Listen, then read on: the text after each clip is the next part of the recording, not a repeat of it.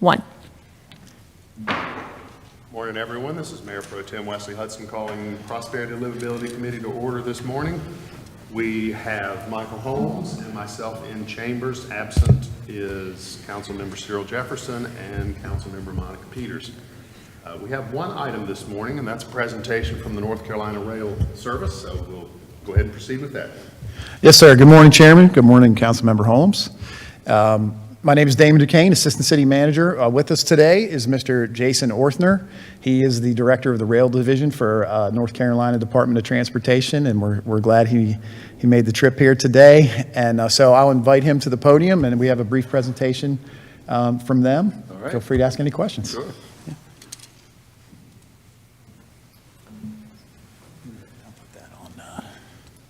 Or if you can see it, yeah, if you want to do it, you're welcome to. Yeah, I can try and put on the presentation mode here.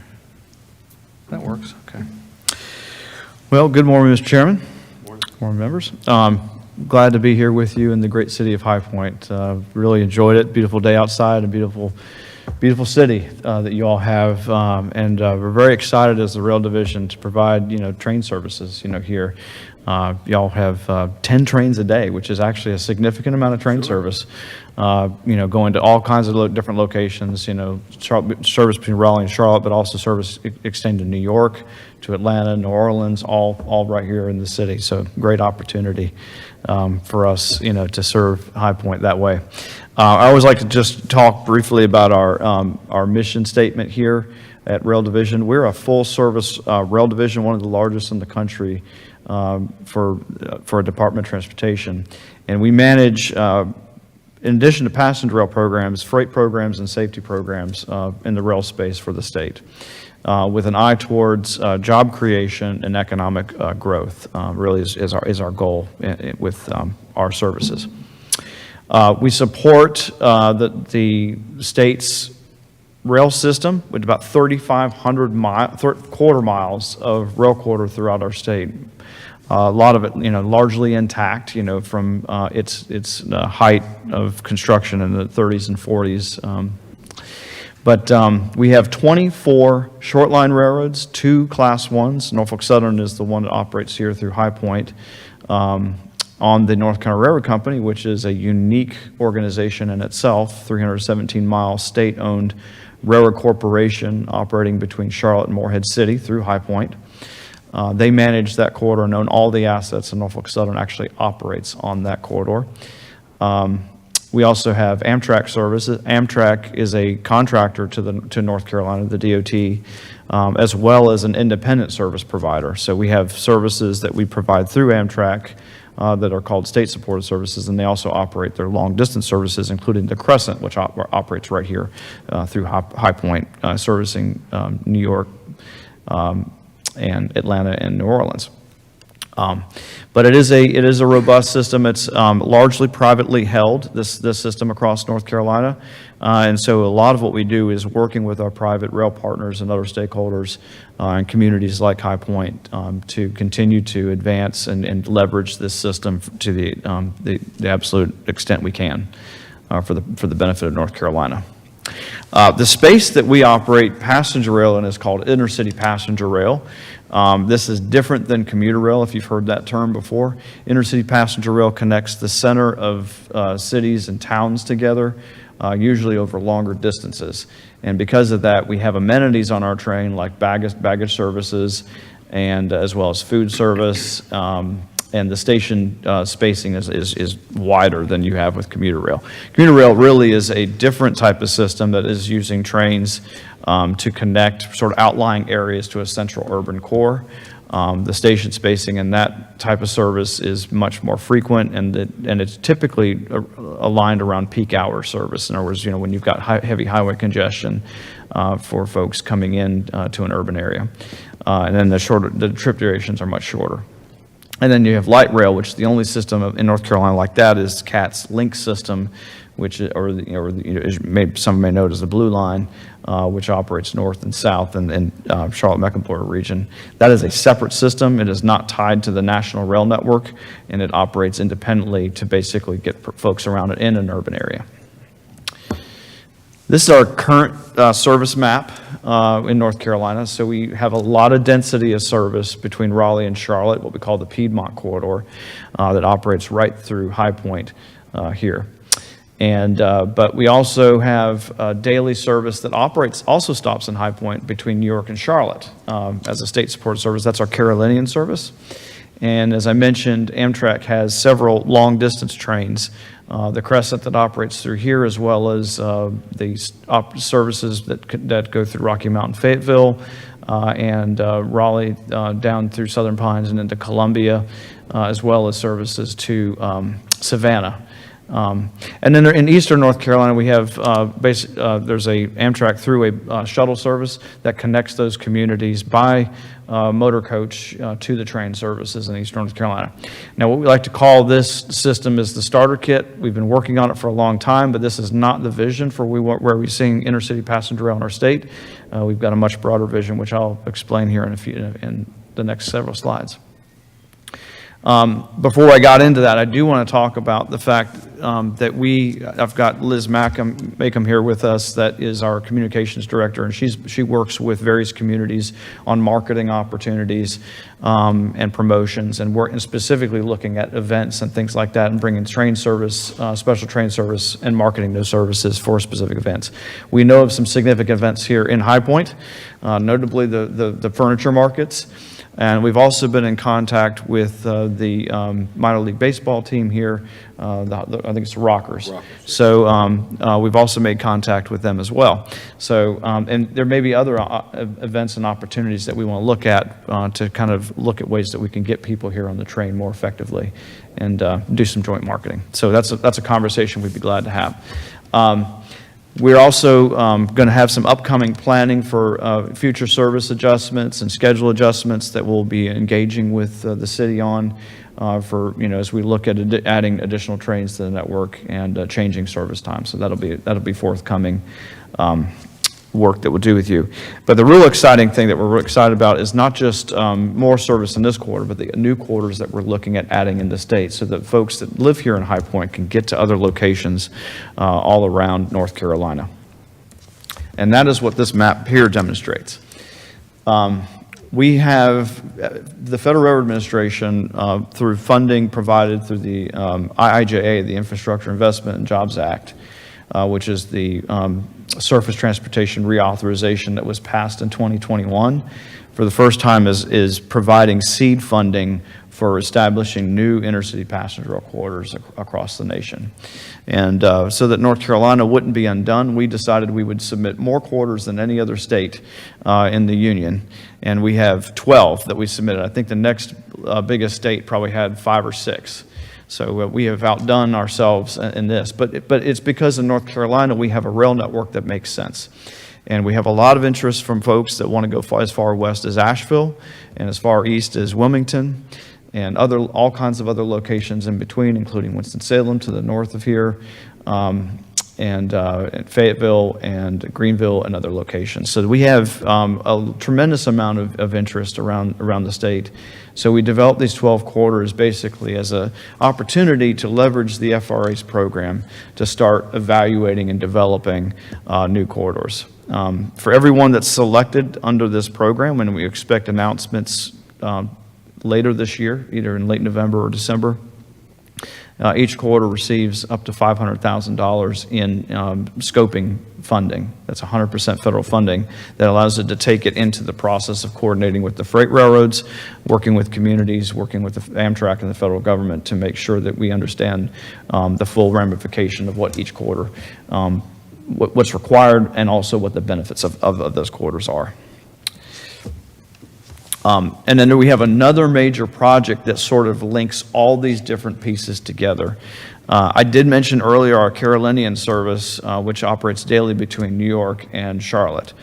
But that currently is our only state-supported connection along the East Coast.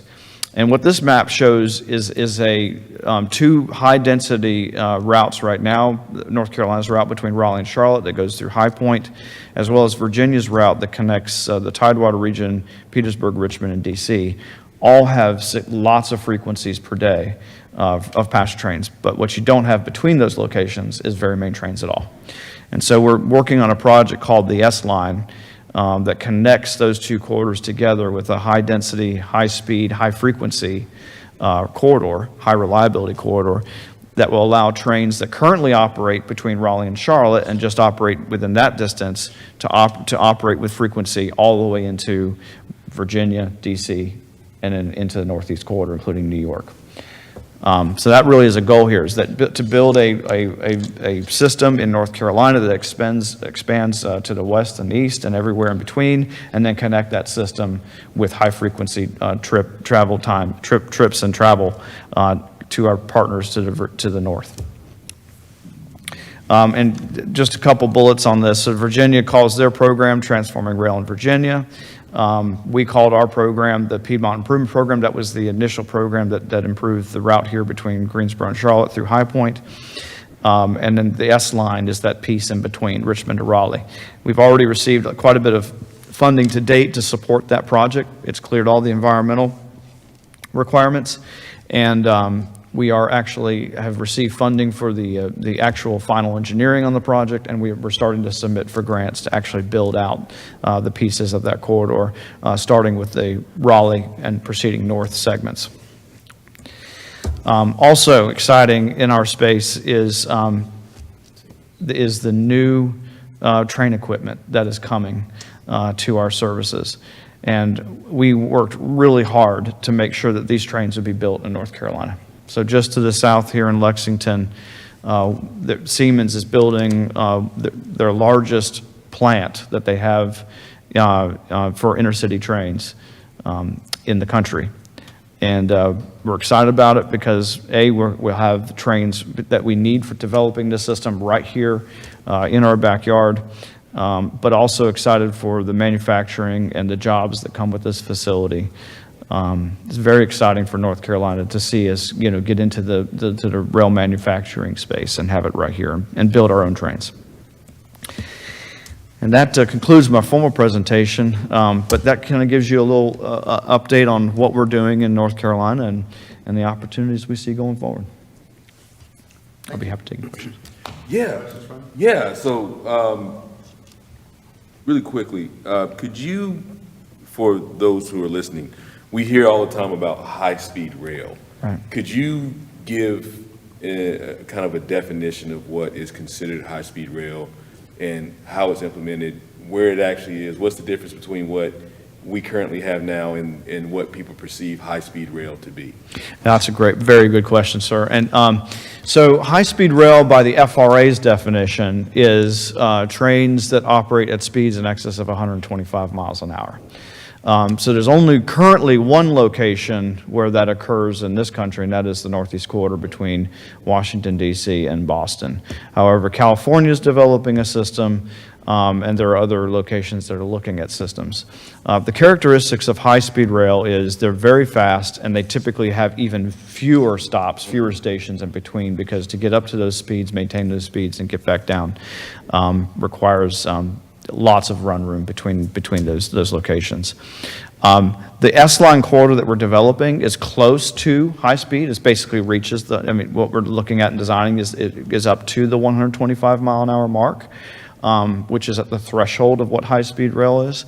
But the focus that we've been doing here in North Carolina has been providing services that can reach all the communities that need service.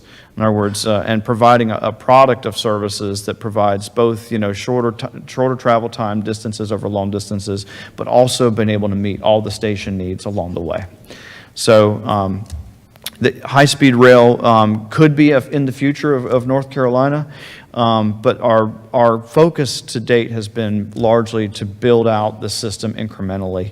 We have today, because we're trying to serve those multiple needs. Our trains largely operate around 80 miles an hour in the state, but on the S-Line they will operate at faster speeds.